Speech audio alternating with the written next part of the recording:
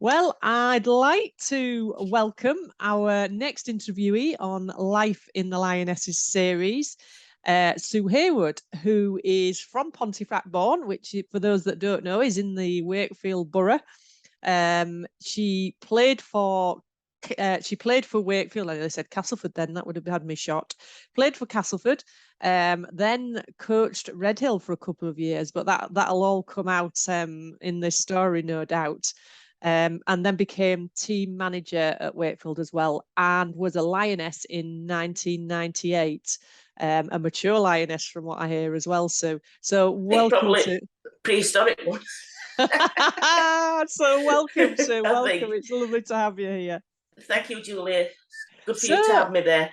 Oh, my pleasure, my pleasure. I've been looking forward to this. So tell us, how did you tell us a bit more about your sporting, your history in sport and how you got involved in rugby league? In sport, well, in the 70s when I left school, I continued to play hockey that I'd played at school for the local team. Got to county level at that. Then moved on to playing handball because I wanted a new challenge. And we knew the guy at the sports centre at Featherstone, and he talked us into going down, a group of us, and went to handball, got to Great Britain level at handball and the captaincy as well. Travelled far and wide with it, but also did it with the people that I went on to play rugby with then, the likes of Brenda Dobeck, Julie Burrows, Julie Wells, Joanna Will. Again, went into rugby about 1990. Yeah, so handball internationally, what was that like then?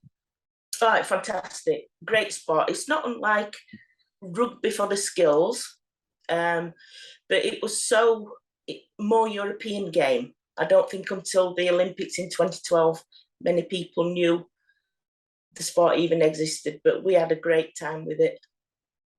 Travelled far and wide. Yeah, they were a very good team as well, weren't they? Yes. At that time. Yeah. Yeah, and it always amazes me because we always knew that Wakefield had a lot of handballers, but I think that really put the team in good stead, didn't it, for that hand-eye coordination and skills. And the team spirit, because we had the nucleus there. So, yeah, we're really good. Yeah, so you started playing for Wakefield. What was it like then playing club rugby? Fantastic. A great team, Molasses. Martin Ward, the coach at the time, great coach. And we enjoyed it. We had fun, but we were serious. We played hard, we worked hard, and consequences were we got pretty successful. Yeah, absolutely. Wakefield were one of the unbeaten teams for about 8 years or something like that, weren't they? Yeah, Bradford were the biggest, the team that we were closest against at that time, and they changed from Dudley Hill to Bradford. There were Guiseley that turned into Hunslet, obviously Redhill. Then the teams over the Pennines. There was a good setup of close teams, I think, even though we went away with it eventually. It was fairly close for most of the time we played. Yeah. I know it began to grow in the 1990s, actually. There's some record in one of the programmes, there was over 30 teams in the 1990s. Yeah. I think at one time there were about 3 leagues, I'm not sure. Yeah. And it was a proper league, home and away league. Yeah. Some dodgy pitches, some dodgy changing rooms, but we just got on with it. Yeah. And one of the best teams, wasn't it? So yeah, and a lot of cup finals. Yeah, played at Backley, Dewsbury. Now we're probably going to it later, but if the girls playing at Wembley next year, it's just going to be a dream come true, isn't it? Oh, it is, isn't it? It's absolutely from playing awesome, at those grounds. But in our day, playing at Backley and playing at Featherstone and playing at Dewsbury, we're just saying, it was just like they're playing at Headingley now, and the Jungle it was our Wembley. Yeah, absolutely. And it was great of those clubs to support the women's game, wasn't it? Yeah, and we used to take a coach load of supporters to Backley, or wherever the final was, and it's great atmosphere. Yeah, they always were, the Women's League. And it used to be played Easter weekend, didn't it? Yes, it did. And I can remember one Easter where it was postponed because it snowed. And by the time the kick-off time would have been at lunchtime, the snow had cleared. But that was Easter for a cup final weekend. That were it. That is always in the diary, cup final weekend. Yeah. Oh dear. So you enjoyed a good season. You must have played for at least 10 years, did you, then? I had to have a break because I got breast cancer. So I had to take a break from playing rugby league. So I did a season playing football while I was having my chemo. Oh, wow, that is amazing. For something to do, which went on for about 16 months. So when I recovered from that, I wanted to go back playing rugby. So that was in 92, I had the operation. So I went back playing rugby and didn't look back, No, wow, that is truly inspirational, truly amazing, Sue. Yeah. So, and you kept doing sport despite it all and came back to rugby. Yes. Couldn't not do rugby. Football were all right for one season because I didn't have to use my upper body. Just use my brain and my legs. So yeah, a bit tiring, but it was good. So tell us a bit about what was the selection process for getting into Great Britain then? How did that all go? Well, I think Michaela said that she started the Wildcats, but I think actually I started the Wildcats before the team went to Australia in '96. I actually asked them if we could do a series of 3 games against them to give them some opposition. And I coached it and picked the team. And we played a series of 3 games where the first game, they absolutely walloped us. But by the 3rd game, we got fairly close to them. And how I got probably into getting towards New Zealand, I actually ended up playing in the 3rd game. And it was at South Leeds Stadium. And the scrum half that I'd picked let me down on the Saturday evening before the game. So although I was reluctant to play, I had no choice. So I played against the Great Britain team and I got the player of the match. I kicked them to death, not literally, from scrum half position. So after that, it just sort of got an invitation later on, and when they came back from Australia, to get involved in the squad, and that's where it went. Oh, fantastic! I didn't realise the Wildcats had set up in 1996. That's brilliant. Yeah. We definitely had a series of 3 matches. I won't forget that one at South Leeds Stadium. No, you were absolutely not. Goodness me, what a great game! And they always were a good warm up. They were always, because we really struggled, don't we, in the Northern Hemisphere to get opposition. There were good games, and all I had to do, the team talk were easy. You've not got into the Great Britain squad, but don't kick them to death. Just show them what you can do on the pitch. And there were a great set of lasses that played and did it in right spirit. So hopefully we helped them towards that 96 win of the Ashes. Oh, definitely. That was a good platform, wasn't it? Yeah. A little bit to help. So did you coach the Wildcats in 98 then? Or is that when Michaela picked it? Yeah. No, just before the 96 tour. Right. Michaela must have taken it up later, but I didn't. Yeah. I don't know, because I wasn't involved then. Yeah. You were too busy being in the Great Britain squad.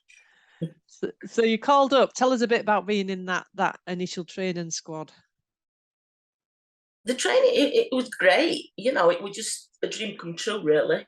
You're representing your country, although I'd already done it. Handball, rugby's always been my first sport, and never ever thought I would ever play it anyway. Even at club level, I never envisaged that there was going to be a women's league. So to get into the Great Britain setup was just icing on the cake. Really proud.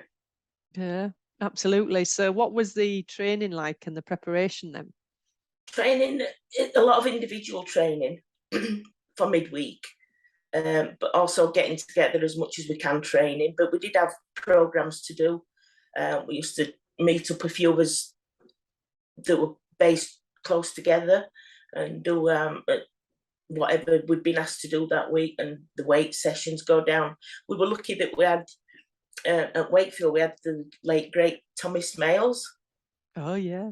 I had a pub in Featherstone, the Travellers Rest, and great rugby player, great guy, and he used to help us with weights facilities for free, physio, to help us, anybody that was struggling with any sort of niggles.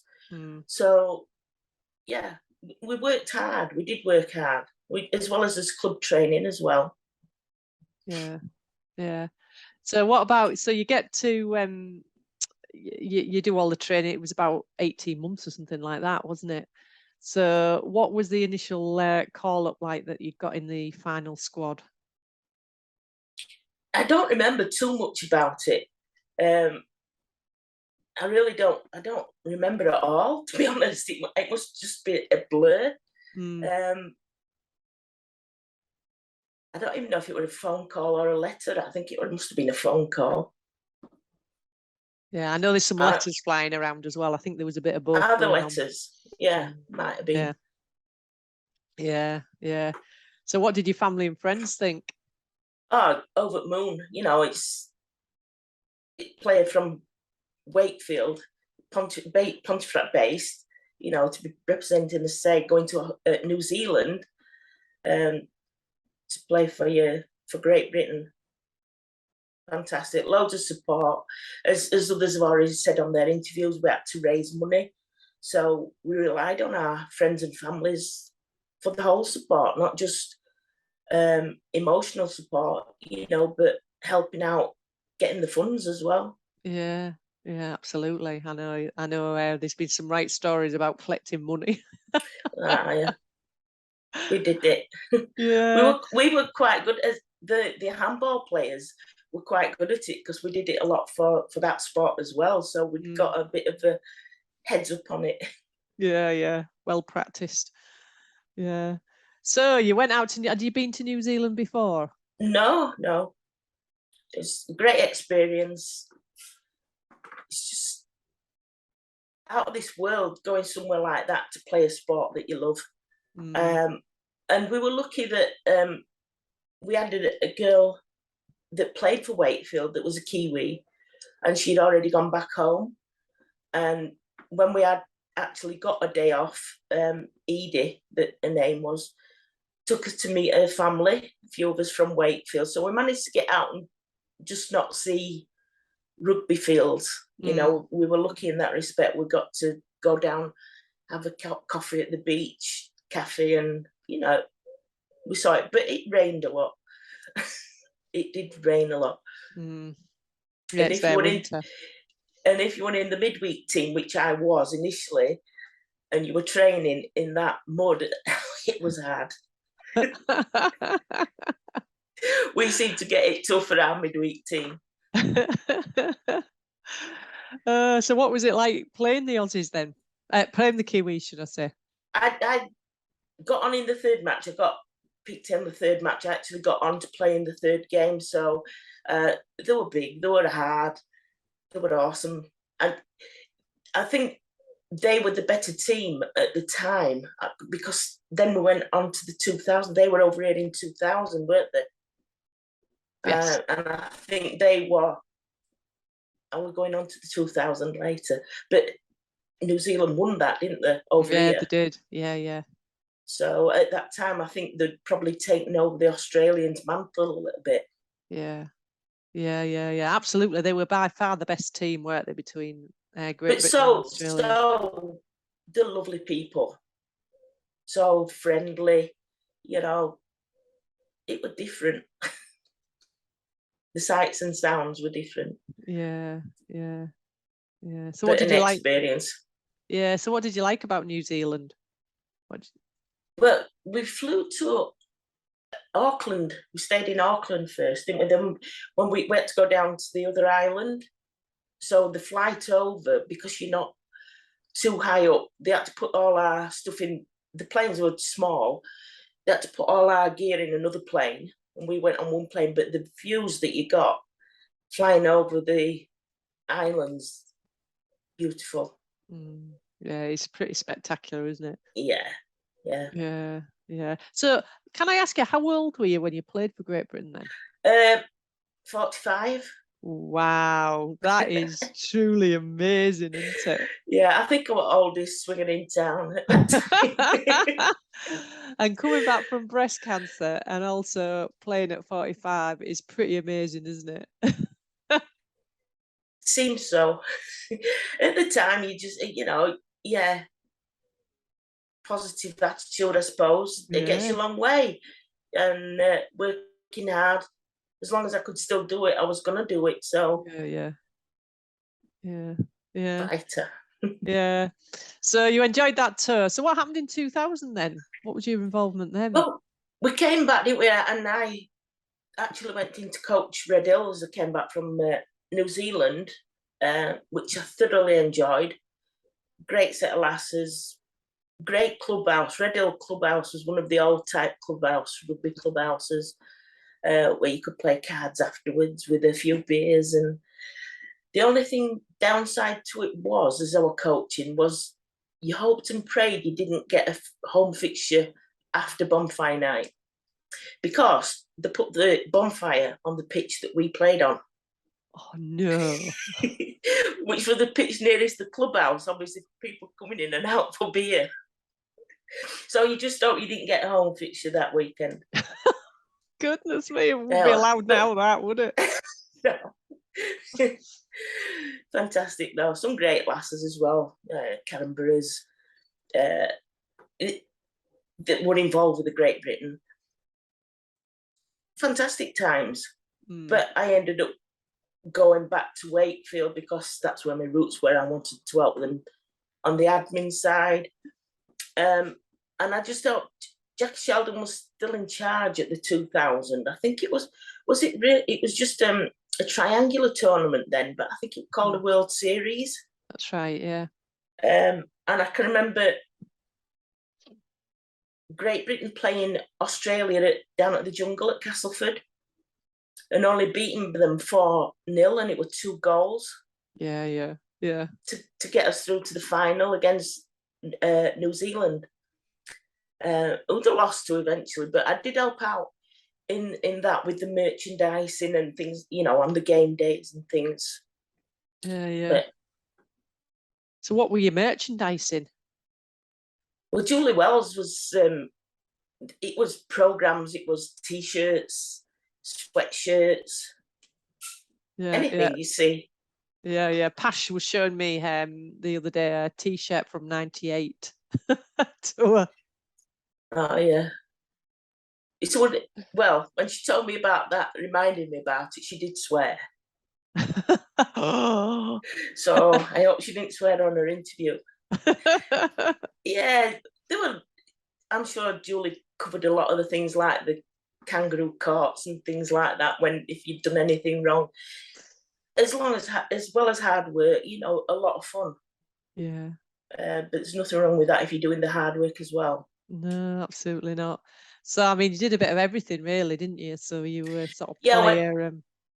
When I went back to Wakefield, we played at various grounds, but we eventually moved to Townville. But we kept the Wakefield in, so we were then known as Wakefield Townville Panthers. And there I literally did do a lot of stuff. I baked jacket potatoes at home, oven full of jacket potatoes at home to take up to help with food. I even used to mark the pitch out. And I used to know that I'd get comments from Natalie Gilmore when I'd marked it out, because she'd always look down the sideline and go, "Have you done this week, Sue H?" Yeah, but again, great times. I would have done anything for them, Yeah. I know what it's like as a player, having that support behind you. So, and then when I finished with Wakefield, I did a little bit of refereeing, Julie. Oh, I didn't realise that. But fantastic. Well, Julie's my godson, Julie Burrows now. Her son is my godson, and he started playing rugby, and she used to coach the team, get them together. There were 8s, 9s, under 10s. So I used to help them out doing the refereeing, but I take my hat off to you because I wouldn't wish it on anybody. Even at that age. Oh, that can be the worst age, actually. Oh, the parents. Oof. Yeah. So you've had to go at everything: coaching, playing. Yeah, just do it. I now just watch. I still go and watch Featherstone Ladies. I went to the Challenge Cup final. That were a great game, Leeds and St Helens. At Elland Road. It was a fantastic game. So, yeah, I still love to watch it as well. Yeah. So what do you think now about where the game's going and the sort of things they can access? And it's still a long way to go. Still a long way to go. Because I did call after the Featherstone game on Sunday. I called to watch a bit of Castleford and Lee Miners, and they were playing on the Cas Panthers pitch. Which, no disrespect to Castleford Panthers, but why aren't they playing down at the Jungle in Super League?